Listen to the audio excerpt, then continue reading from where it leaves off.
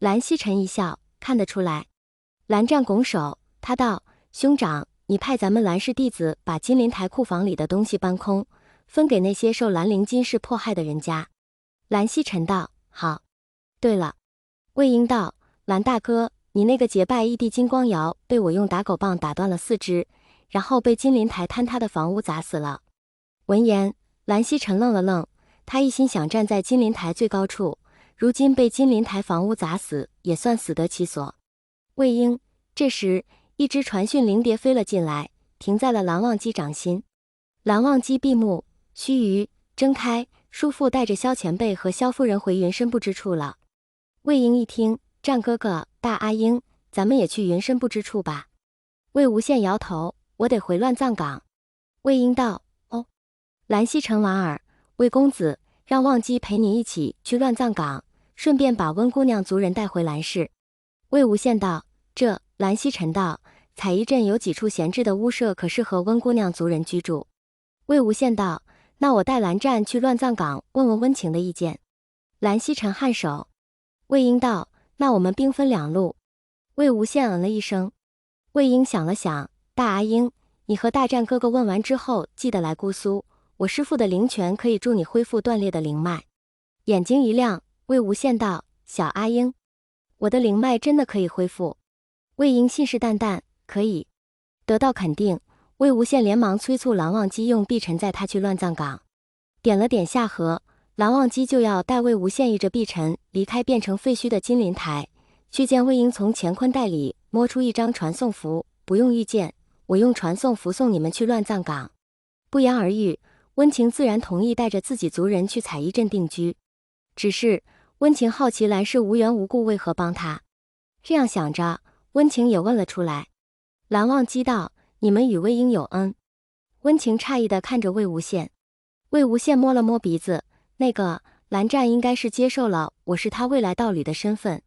温情震惊。蓝忘机视线飘忽，不是接受。魏无羡哦了一声，是心甘情愿。蓝忘机一字一句。魏无羡瞪大眼睛，蓝湛，你？颤了颤长睫。蓝忘机道：扑哧，魏无羡笑了。他道：蓝湛，你什么呀？蓝忘机道：你心中所想。魏无羡眨眨眼，笑意盈盈。蓝湛，你知道我心里在想什么吗？你就……蓝忘机道：不知。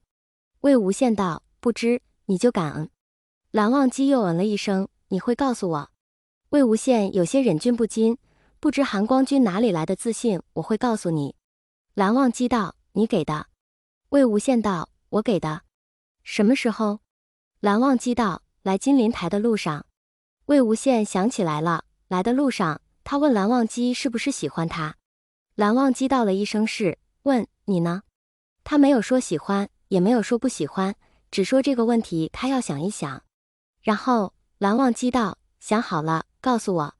他点头同意。云深不知处。魏婴一回来，萧峰就道：阿英，我们在这里只能停留15天。啊？魏婴呆了呆。片刻，魏婴问：师父，15天后我们是不是就要回县市？萧峰道：应该吧。魏婴侧手：战哥哥，你现在就给大战哥哥和大阿英传信，让他们俩赶紧带着温情一脉回云深不知处。蓝湛道：好。第2天下午，大望县带着温情一脉出现在云深不知处，将温情一脉交给蓝启仁去安顿。魏无羡和蓝忘机就被萧峰放进了空间。魏无羡在萧峰灵泉修复灵脉，蓝忘机则因魏婴要求在空间帮魏无羡抄2本秘籍。10天后，魏无羡灵脉彻底恢复，而蓝忘机早在3天前就抄完了那2本秘籍，之后跟着小望县一起在空间修炼。魏无羡见状，也想加入其中，魏婴却让他继续泡灵泉，美其名曰要把魏无羡身上的所有病痛隐患全都泡走。期间，金夫人曾找来云深不知处，问萧峰把他儿子打哪里去了。萧峰道：金夫人，这个问题你应该问一问江姑娘。金夫人道：我问了，她说没有找到。没找到。金夫人接着去找啊，跑来问我萧大哥是何意。阿朱凛声：怎么，金夫人这是想让我萧大哥给你找儿子？我萧大哥可没有闲时间，也没有义务帮你找。金夫人红着眼睛，可子轩是被你萧大哥一掌打飞的呀。阿朱道，那是因为你儿子当着我萧大哥面编排线和阿战。金夫人道，即便如此，你萧大哥也不能对子轩一个晚辈下那么重的手。阿朱道，若萧大哥真下重手，你此刻应该是白发人送黑发人。魏婴闻讯赶来，师娘，线听说那个什么金夫人欺负你和师傅，你们不要怕，阿英可以一棍子把他送去乱葬岗。金夫人，就这样，金夫人离开了姑苏，求助自己母家势力找金子轩，终于有了消息，却没想到他儿子成了废人。金夫人没办法报复萧峰，只能将所有怒火撒在江燕离身上。江燕离被金夫人活活折磨死。待萧峰带着小望县和阿朱离开，魏无羡身体前所未有的健康。按照魏婴的要求，魏无羡先修习了蓝忘机在空间里抄的那2本秘籍，再凝结金丹。他果然如魏婴所说，结出一颗可以同时容纳很多功法的金丹。如此，他再也不用担心自己修炼的鬼道术法会有损寿命。蓝湛，我可以长长久久的和你在一起了。同萧峰说了一下修真界在他带着小望县离开后这几年里的情况，青恒君便带着离家将近3年的小儿子回了姑苏。青恒君走后，萧峰道，阿英，做事情不能厚此薄彼，你去把金陵台踏平，再把你看不顺眼的仙门宗主揍一顿，不用打死，打成生活不能自理就行。魏婴拱手，是。萧峰想了想，至于江风眠和于子渊，死对他俩来说太容易了，就送他们身败名裂，让他们夫妇成为最廉价最低等的奴隶。闻言，魏婴眼睛一亮，师父，阿英知道怎么办了。萧峰道，知道了，就去办事吧。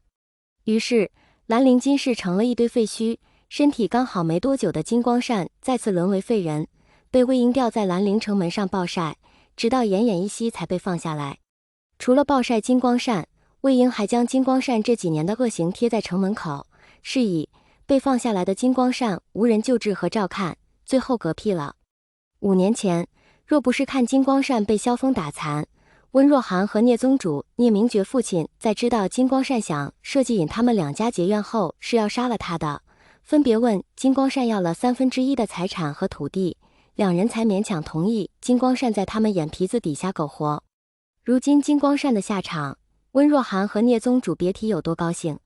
2人听门下弟子说萧峰徒弟魏婴独自一人挑战仙门宗主都跃跃欲试，但2人都抱着点到为止的心态，想通过与魏婴比试看一看这几年他们的修为长进了多少。不比试还好，一比试，他们发现就算他们再修炼个800年，估计也赶不上魏婴，更何况是魏婴师父萧峰。